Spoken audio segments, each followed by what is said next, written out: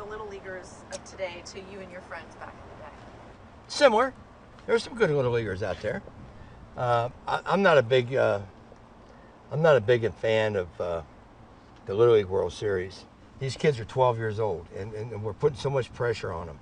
And when I see 12-year-olds that misplay fly balls or can't catch a ground ball or throw the wrong base, then after the game they're over signing autographs, it kind of makes me just shake my head. I mean, because to be honest with you, we're ruining these kids. You know, they think they're stars and they're 12 years old.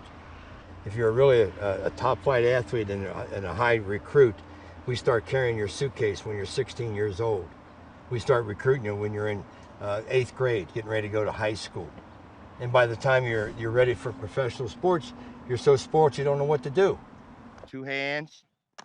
Whoop, see, 2 hands, that's an error. Just lost the game.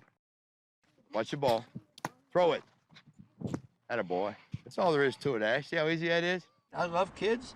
I love to talk about baseball to kids. I like to make them better athletes if I can. I always stress education to them. I'm as gentle as a lamb.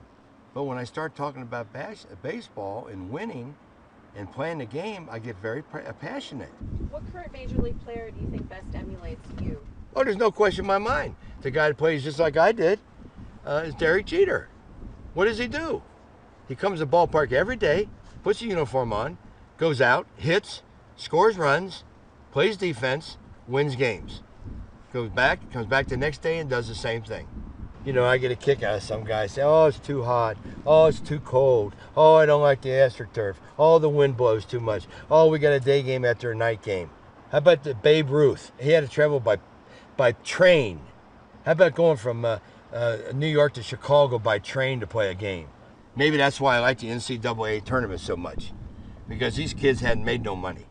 They're thinking about making the money, and they're out there like the ever-ready guys, just from the time the whistle blows until the horn goes off, just relentless.